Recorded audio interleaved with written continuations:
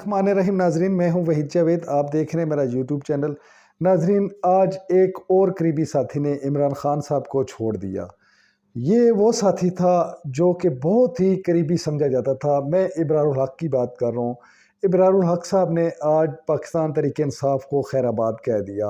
ابرار الحق صاحب کو میں ذاتی طور پہ بھی جانتا ہوں، انتہائی نفیس، عمدہ اور بہت ہی خوبصورت انسان، جس کی جتنی تعریف کی جائے وہ کم ہے۔ ابرار الحق صاحب نے اپنا وقت، اپنی جان، اپنی دولت، اپنی عزت، سب کچھ عمران خان کو دیا، لیکن نہ جانے کیا مجبوری تھی کہ آج وہ عمران خان صاحب کو چھوڑنے پہ مجبور ہو گئے۔ وہ پریس کانفرنس کے دوران ابدیدہ بھی ہو گئے۔ پاکستان تحریک انصاف کے جو چاہنے والے ہیں ان کے لیے یہ اچھی خبر نہیں ہے، لیکن بطور صحافی ہمارا کام ہوتا ہے کہ ہم خبر کو کوٹ کریں، جو بھی خبر ہو رہی ہے وہ عوام تک پہنچائیں۔ آئیے آپ کو دکھاتے ہیں کہ وہ کس طرح ابدیدہ ہو کے پاکستان تحریک انصاف سے اپنا لا تعلقی کا اظہار کر رہے ہیں۔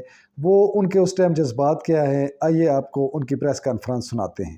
وہ راہ حق پہ جو راہ حق میں چلے گئے، ان پہ دل واروں جاں واروں، اس دیس کے ان رکھوالوں پہ میں کیا واروں کیا نہ واروں۔ ہم مثبت سوچ کے حامل ہیں، ہم کو بس اتنا کہنا ہے، اس دیس کو قائم رہنا ہے، اس دیس کو قائم رہنا ہے، اس دیس کو قائم رہنا ہے، اس دیس کو قائم رہنا ہے۔ ابرار صاحب، اس موقع پہ آپ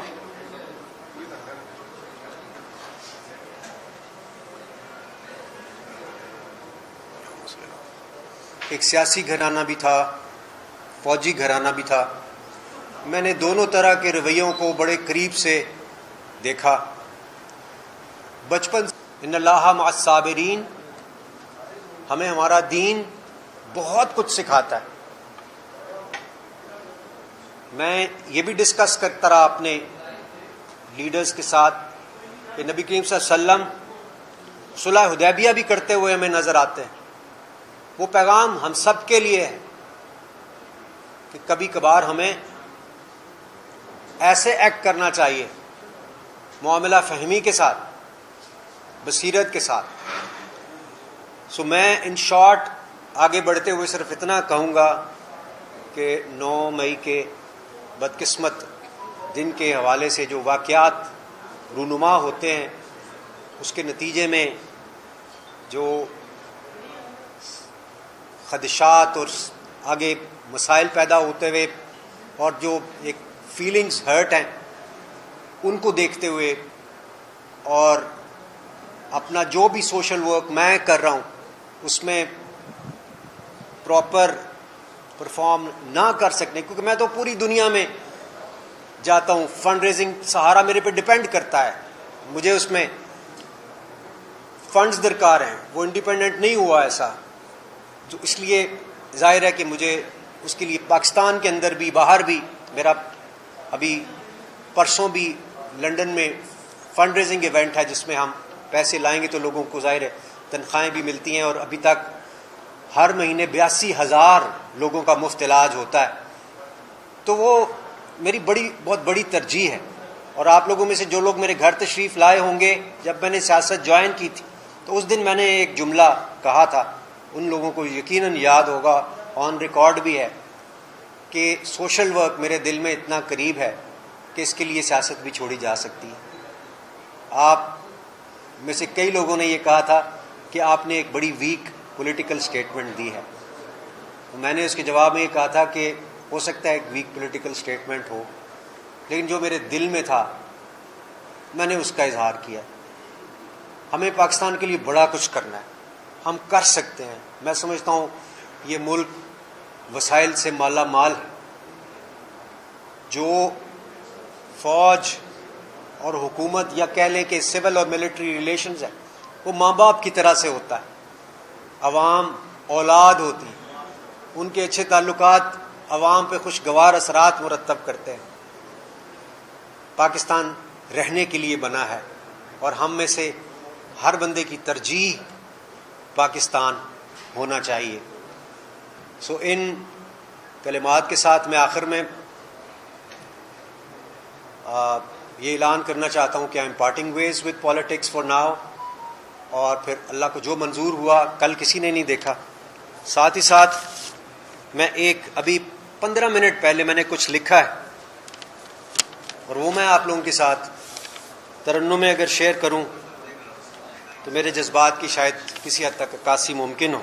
وہ راہ حق پہ جو راہ حق میں چلے گئے، ان پہ دل واروں جاں واروں، اس دیس کے ان رکھوالوں پہ میں کیا واروں کیا نہ واروں.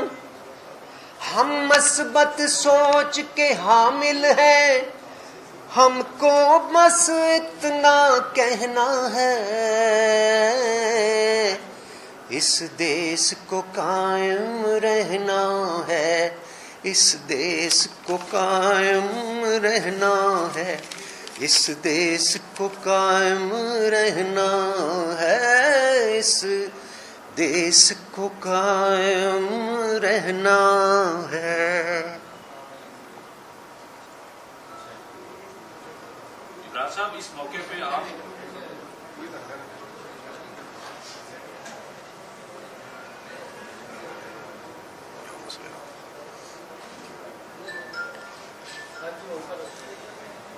اس موقع پہ آپ نے اتنے نذرانے گائے پی ٹی آئی کے لیے، تو آپ یہ بتائیں گے کہ آپ کی وجہ سے کتنے لوگ جو ہیں وہ موٹیویٹ ہوئے آج ریاست اور آپ کی جو پارٹی کے سامنے کھڑے ہو گئے جا کے، اور پھر 9 مئی کا واقعہ ہوا تو آپ تو آرام سے آتے ہیں یہاں پریس کانفرنس کرتے ہیں، 4 آنسو بہاتے ہیں، گھر چلے جاتے ہیں. تو جو ہزاروں کارکن آپ کی وجہ سے جیلوں میں پڑے ہیں ان کے لیے وہ آنسو بہائیں گے، آپ کیا کہتے ہیں ان کے لیے؟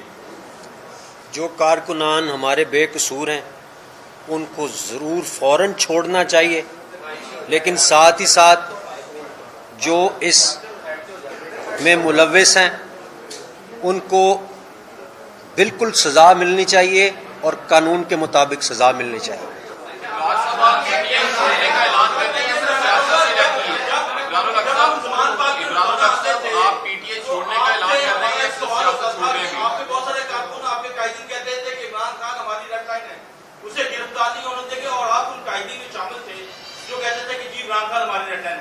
تو آپ کو اندازہ ہوا کہ ریڈ لائن کیا ہوتا ہے؟ خان صاحب ہوتے ہیں، شخصیات ہوتی ہیں یا ملک ہوتے ہیں؟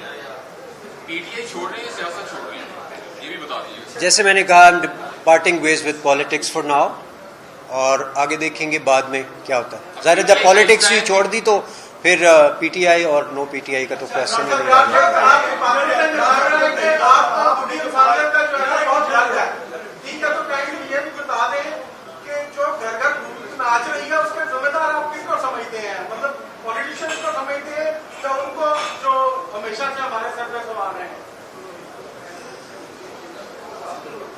مجھے تو لگتا ہے یہ کنٹریبیوٹری نیگلیجنس ہے، ایشوز ہیں، لیکن ظاہر ہے کہ جو لوگ اقتدار میں رہے ہیں وہی اس کے ذمہ داران ہیں.